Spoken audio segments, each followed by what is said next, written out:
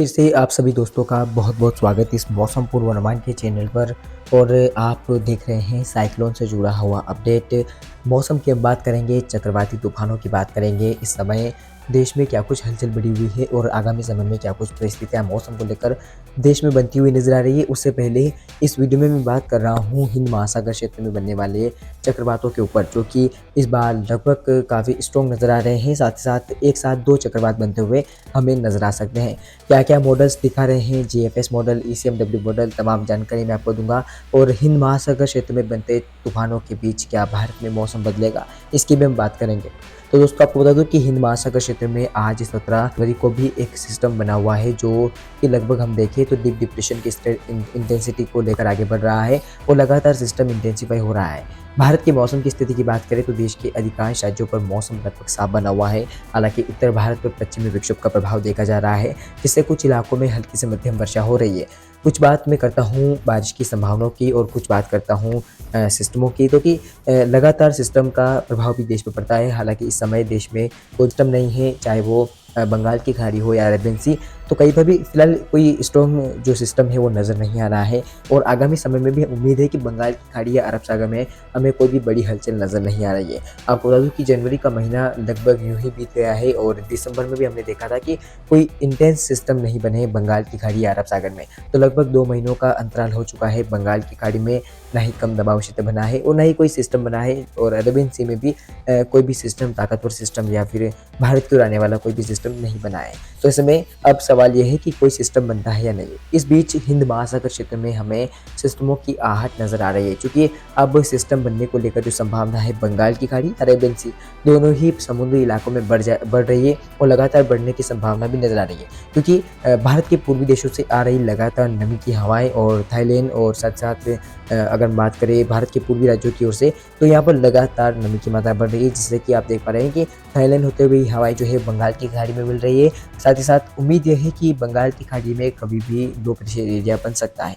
उत्तर भारत पर western disturbance आ रहा है तो बारिश हो रही है। कुछ इलाके ऐसे भी हैं जहाँ पर बारिश नहीं हो रही है। लेकिन हाँ, आगामी समय में एक ताकतवर पश्चिमी विक्षोभ उत्तर भारत पर आने वाला है। मैं उसकी भी चर्चा करूंगा इस वीडियो में, और साथ ही साथ कब तक आएगा ये भी आपको जानकारी देने की कोशिश करूंगा। फिलहाल बात करते हैं हिंद महासागर क्षेत्र में बनने वाले सिस्टम के ऊपर। एक सिस्टम आप देख सकते हैं जस्ट भारत के दक्षिण की तरफ बढ़ता हुआ नजर आ रहा है। लगभग आप देख सकते हैं कि ये हिंद महासागर क्षेत्र में बना हुआ है और इसका प्रभाव जो है वो अभी डिप्रेशन की इंटेंसिटी है, यानी कि डिप्रेशन के आसपास ये सिस्टम बना हुआ है। और लगातार अगर हम देखें तो 40 किलोमीटर प्रति घंटे की रफ्तार से आगे बढ़ रहा है और लगातार इसके अंदर जो हवाएं है वो बढ़ रही है। इसी बीच अगर इसके और एक और सिस्टम की बात करें हम, तो एक और सिस्टम आप देखिए जो बना हुआ है साइक्लोनिक स्टॉर्म के रूप में।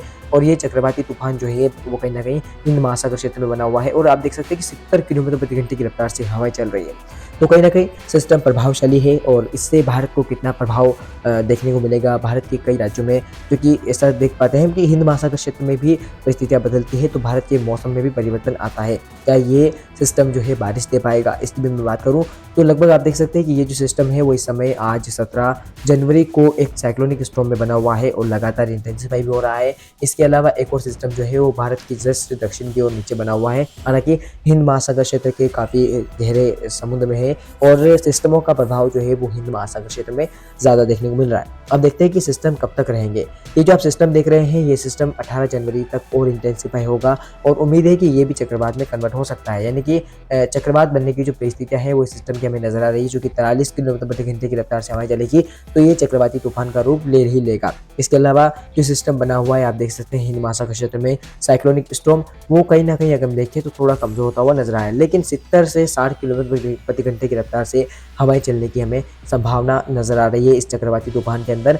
और ये चक्रवात आप देखें कि आगे बढ़ता हुआ, हालांकि ये चक्रवात तो कमजोर होगा, जो हिंद महासागर क्षेत्र में दूसरा चक्रवात बना हुआ है ये तो कमजोर होगा, लेकिन इसके अलावा जो नया चक्रवाती तूफान लगातार थाईलैंड और भारत की तरफ से हवाओं को आकर्षित कर रहा है, ये सिस्टम आप देख पा रहे हैं कि हिंद महासागर क्षेत्र में और भी इंटेंसिफाई होता हुआ आपको नजर आएगा और उम्मीद यह है कि ये चक्रवात का रूप ले ही लेगा। इसके अलावा आगे बढ़ता हुआ सिस्टम और इंटेंसिफाई होगा, कभी कमजोर होगा कभी इंटेंसिफाई होगा, क्योंकि हिंद महासागर क्षेत्र में जो तापमान है वो काफ़ी फेवरेबल है और साइक्लोनिक स्टॉर्म उठने की जो संभावना है वो भी काफ़ी ज़्यादा नजर आ रही है।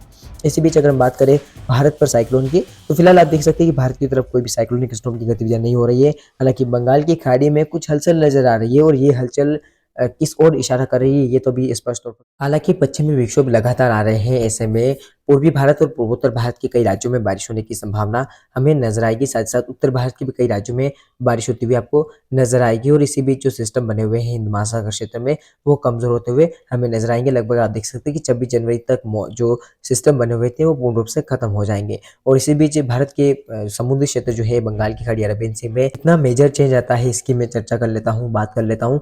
तो फिलहाल आप देख सकते हैं कि कोई भी ज्यादा स्ट्रॉन्ग एक्टिविटी नहीं देखने को मिल रही है। हालांकि कुछ नमी की मात्राएं जो है उत्तर भारत से मैदानी राज्यों में चलेगी, जिससे कि बारिश की संभावना आपको नजर आएगी। और साथ ही साथ आपको बता दूं कि जो परिस्थितियां होती है साइक्लोनिक स्टॉर्म के बनने की बंगाल की खाड़ी, अरब सागर में, वो इस बार थोड़ी कम नजर आ रही है। हालांकि आपको बता दूं कि फरवरी के बाद जब मार्च का महीना शुरू होगा तो भारत के कई राज्यों में यानी कि बंगाल की खाड़ी और अरबियन सी के समुद्री इलाकों में काफी व्यापक तौर पर तबाही मचाने वाले तूफान बन सकते हैं। भारतीय मौसम विज्ञान विभाग ने इस साल भीषण गर्मी को लेकर भी अलर्ट जारी किया है और अल नीनो के बारे में भी हमें बताया है। तो अल नीनो के ऊपर मैं जल्द ही वीडियो लाने की कोशिश करूंगा। ऐसे में आप मेरे साथ जुड़े रहें और मौसम के तमाम अपडेट के साथ मैं आपके हर सवालों के जवाब देने की कोशिश करूंगा। फिलहाल इस मौसम पूर्वानुमान के इस वीडियो में इतना ही और चक्रवाती तूफानों के लेटेस्ट वीडियो के लिए मेरे चैनल के साथ जुड़े रहें। फिलहाल इतना ही। धन्यवाद।